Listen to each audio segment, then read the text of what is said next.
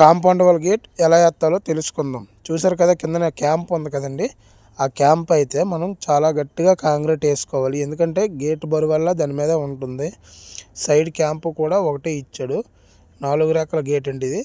ప్రతి ఒక్కటి కూడా దగ్గరగా చూడండి, బైండింగ్ వైర్లు వేసి ఎలా కట్టాము అలా కట్టితే స్ట్రైట్గా ఉంటుంది అనమాట. లేకపోతే ఉంగిపోయి మన తాడుకైనా నాటుకైనా తోకకి గట్ట రాదు. అందుకనేసి వీడియో ప్రతి ఒక్కరూ చూడండి.